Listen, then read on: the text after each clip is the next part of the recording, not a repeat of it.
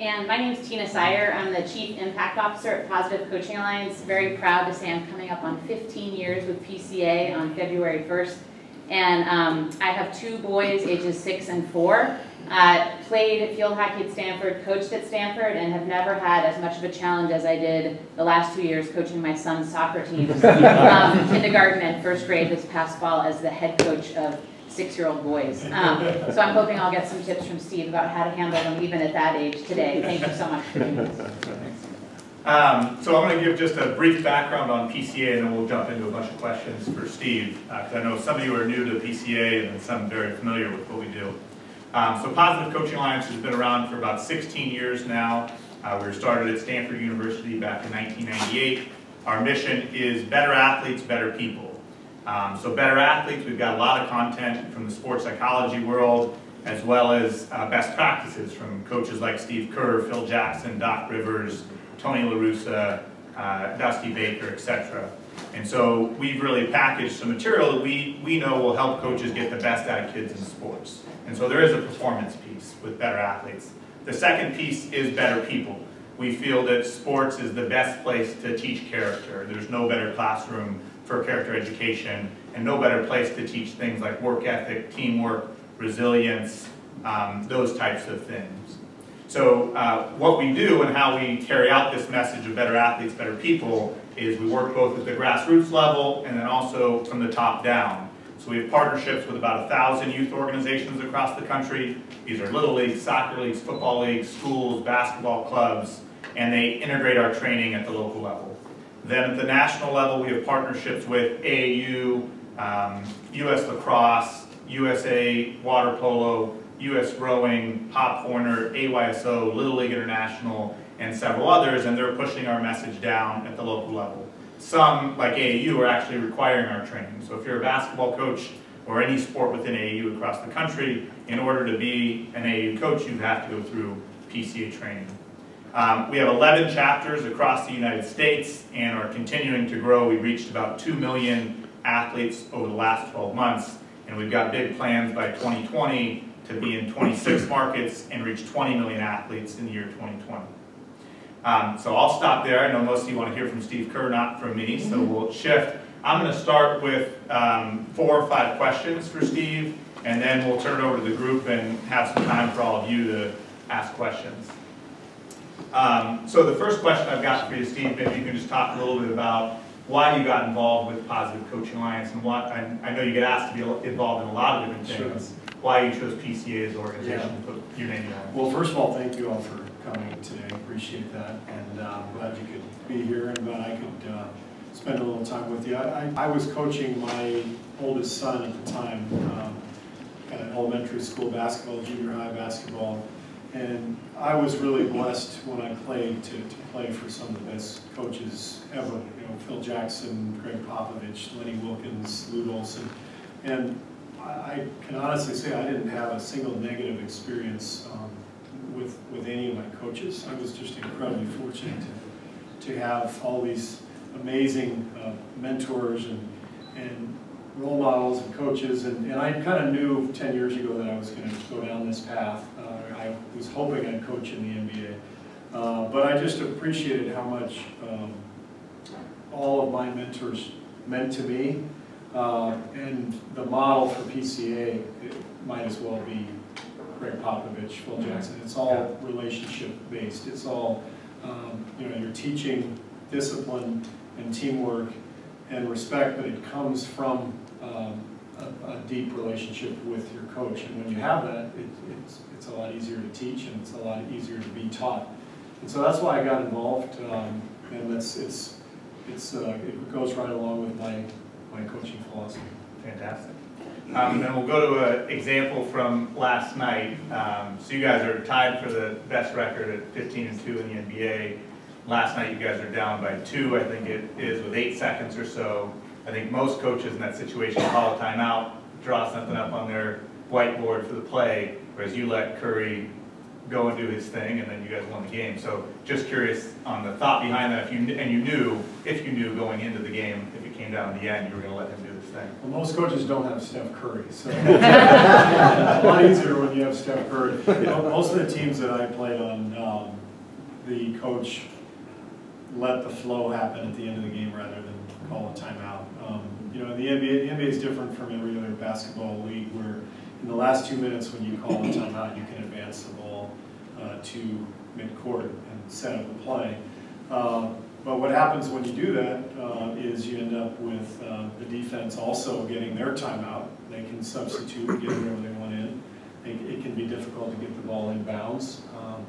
And you might be able to draw something up that's really, really good, but the balance is, are we going to get a better shot with Steph Curry in the open floor with the defense retreating, or are we going to rely on my genius play calling with something in the half court?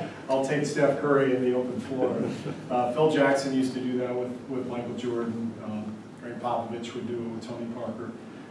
If Steph were out, if he were injured, and we had different personnel, I'd probably call timeout. But Steph was definitely the right option. Yeah, that's great. I think that's a good lesson for all youth coaches, because I think so many youth coaches now try to have so much control over what their players are doing, and to give them the freedom to do what they do best. It's a great lesson. Yeah, you know, it's really interesting because I think that's the urge is, you know, you're the coach, you want to control it, but coaching is not controlling it, it's guiding it. You know, and when I first started with the Warriors I mean, my first day of practice would have been about October 1st or something, so it's only been 2 months. But it was a little overwhelming because I had all these ideas. I wanted to cut back on turnovers, I wanted to be better offensively, I wanted to get better ball movement, and the first day of practice, it's just helter-skelter, it's crazy, and I'm thinking, how am I going to get control of these guys? And I realized quickly that I wasn't going to be able to, that it wasn't going to happen by me saying, you have to do this, you have to do that. It's like, you know, steering a cruise ship or something. If you know you got to go over that way, it's going to take you a while to get there, but it takes everybody's participation to get the ship pointed in the right direction. So what I tried to do was just continue to communicate our vision, and then sort of gently nudge guys along. And then, you know, after about 7 games, we were leading the NBA in turnovers by far, like 22 a game. And, you know, I kept telling our coaching staff, I don't want to take away our team's spirit. But after 7 games, they were taking mine away. You know, I was like, you guys got to stop turning it over. But it was a collaborative effort. Like, all right, just daily, just chip away, chip away. Here's why it's important. And then we played the Spurs. And it was the last loss that we had. We were 5-1 going into the game. We were turning it over. Every day at practice, I talked about the turnovers. And then we played the Spurs, and we shot 54% and lost by 13 points. And it was the best thing that could have happened because I just laid it out the next day of practice. Here's the deal. We just played the best team in the world, and we outshot them by 10%, and we got our butts kicked. Why do you think? Oh yeah, they had 7 turnovers and we had 21, and so they got 14 more possessions. And what we're trying to do is build to the end of the year. And so I tried not to bang them over the head with all this stuff, and this is how we're going to play. I tried to nudge them along, and it feels like it's working. We're to the point now where turnovers are cut way back. We're winning games. We're not where we need to be, but the guys, I think, understand the vision, and it's been done in a gradual manner, which I think they appreciate. Great. So you mentioned when you first came in, that first practice was helter-skelter. Yeah. When you first took over the team, what are some of the things that you did to really develop the kind of culture that you wanted within both the coaching staff and also the players? Well, I sought a lot of advice from my former coaches. I took some of the experiences that I had under Phil Jackson, Greg Popovich. I went and visited Pete Carroll for a couple of days up in Seattle and watched the Seahawks training camp. I've always loved Pete and his style, the energy and the enthusiasm. They always look like they're having fun. Yeah. And so I just tried to come up with a plan and a lot of ideas for how can we make this fun and productive and interesting and entertaining. And that's what Phil did in Chicago. That's what Pop did in San Antonio. Each day was a little different. And you know, the NBA season is such a long grind that if you're just doing the same thing every day, it just gets old quickly. And so we try to keep it loose. We do a lot of, we have a lot of humor in our practices. We watch video every day, and we make fun of our guys or make fun of ourselves with various video clips. We play music in warm-ups during practice to get the guys going. And we just try to keep them interested and off guard a little bit while we're teaching all of our principles. But all of this stuff has come from my own experience and from seeking the advice of others. Great. So you've alluded to Popovich and Phil Jackson a couple times. Those are two of the best coaches in the history of the game. If you could put your finger on 2 or 3 things that you feel they did really well and have led to their success, what would those be? I think the relationships that they built with their players were just way beyond any other coach that I'd had in the NBA.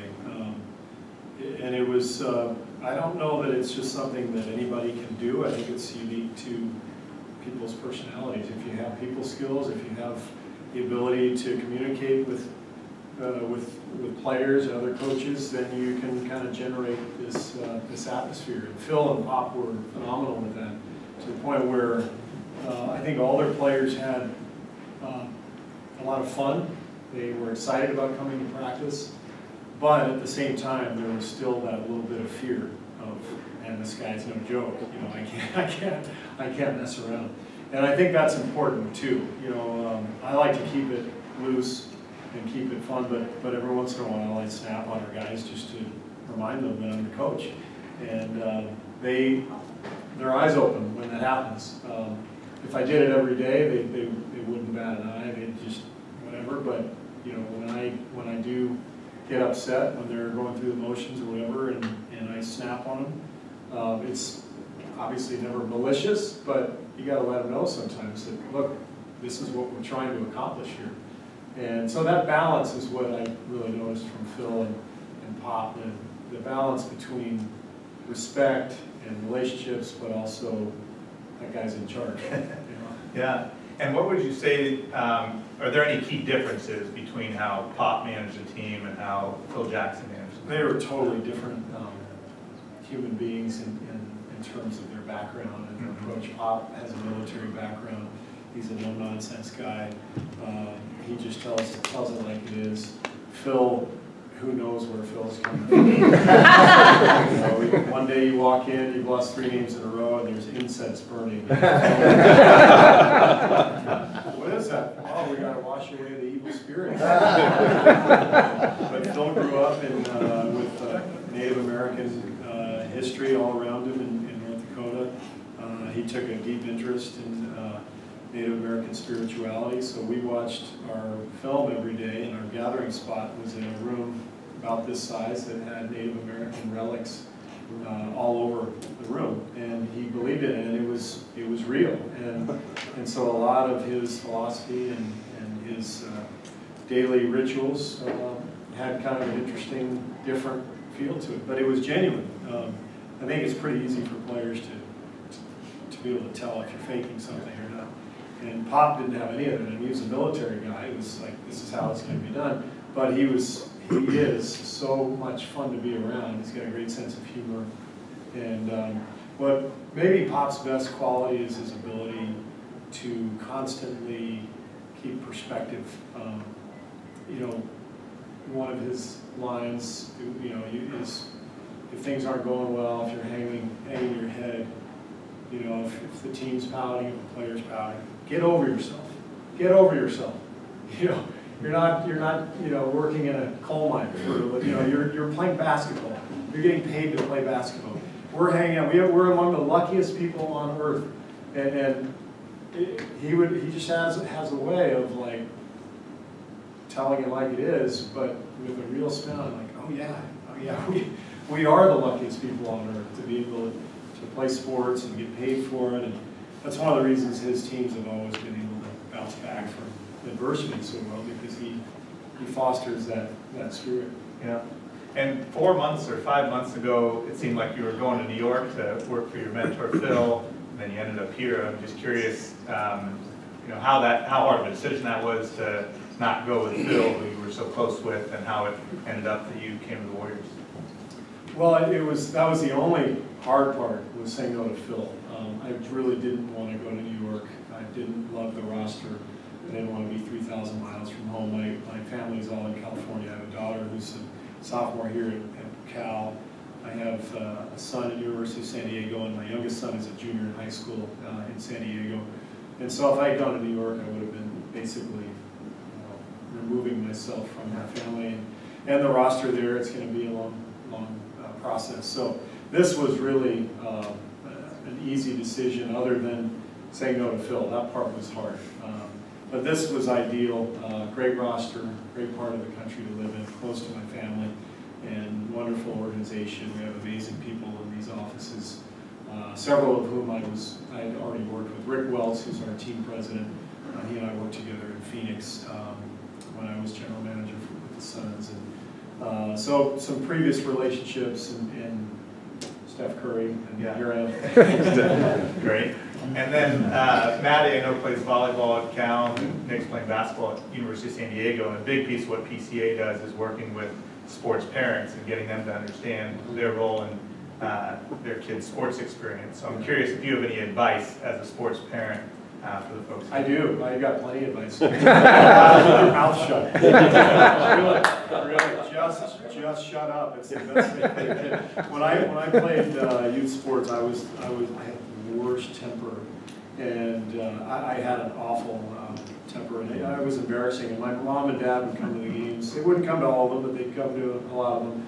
And my dad was he was always very quiet at these games, and I'd make an out in baseball, or give up a hit, whatever, and throw a tantrum. And my dad would always just be very patient. He didn't say anything, and once I got home, and calmed down a little bit, he'd talk to me, and why'd you get so upset? Maybe it would be a good idea to try to be a little less emotional during the game. But having coached my kids in junior high, I was just blown away by how many parental coaches there were during the game.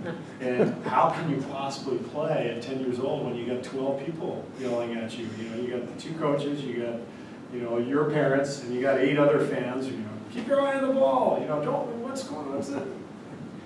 The kids are going to learn just from playing and from their coach and the atmosphere. And if you just support them as parents, they're going to feel so much more comfortable. I'm sure all of you have experienced this, but to me, it's really profound, the impact that my parents had on me just by backing off and letting me play and letting me figure things out.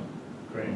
So, that example of getting real upset after striking out and coming home and your dad telling you to settle down, one of the things we talk to athletes about is non-attachment. So, removing themselves from the outcome and how things will end up in the future. There's the age-old example of the farmer that leaves the gate open and his horse gets out, and he goes home. It's the worst thing I could have ever done is leave the gate open. Now my horse is gone, and then the next day the horse comes back with 6 wild horses. And now he's in a great situation. So I know that when you were coming out of high school, I believe Gonzaga was the only school that was recruiting you, and you had a series of changes, and things obviously worked out great for you. I'd like to hear just how you managed that whole process, and maybe share with the folks what happened with John Stockton and all of that.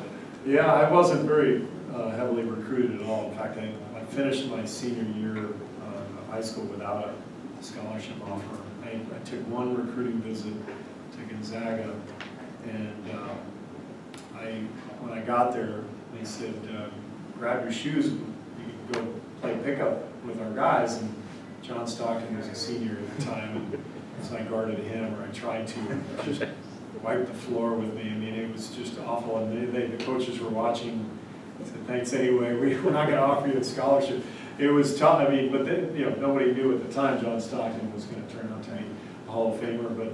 But yeah, I finished my senior year without an offer. I played summer league basketball in Long Beach after my senior year, and Lute Olson had just taken the Arizona job and was had to purge the roster, and he had a few openings and saw me play and offered me a last-second scholarship. So I don't really think anything about how I handled it. I just played. I was just a kid and wanted to play basketball. And I think that's why all kids play, is because it's fun. And you mentioned, you know, it's one of the things that's important in sports is to try to detach yourself from outcomes. It's the hardest thing to do, especially as you get older. It's ironic, but when we get older, what we're trying to do is revert to when we were 10, you know, because you didn't think when you were 10. But the biggest challenge for me with our team is really more up here than anything. Even guys making millions and millions of dollars are out there outsmarting themselves, outthinking themselves. And one of the best books that I ever read that I've actually given away to some teammates and players this year, even a book called The Inner Game of Tennis. I don't know if any of you have read it, Tim Galloway. And ironically enough, when I went up to visit Pete Carroll, we were sitting there talking, kind of our first interaction, and he said, "How are you going to coach your team?" And I said, "Well, you know, you mean, you know, what plays am I going to run? What offense?" He said, "No, how are you going to coach your team? What's your style?" And I said, "Well, that's a good question." I said, I'd like to think I have some things in place." He said, "Have you ever read a book called The Inner Game of Tennis?" I said, "That was my Bible when I played. I literally would read the book every year to try to detach myself from results and just focus on the process and the enjoyment." And so Pete developed his whole coaching style based on The Inner Game of Tennis. And everything that he does is to try to generate that type of feeling in his players and in his teams of productive, enjoyable, athletic experience. But it's hard with all the judgment that we get on a daily basis, especially at this level. Our players are judged every single move they make, Twitter and Sports Center and talk radio. But that's a great book. If you haven't read it, I highly recommend it. Great. Are there any questions from the group here for Steve? How did you decide who to bring on as assistant coaches or people like yourself? Yeah.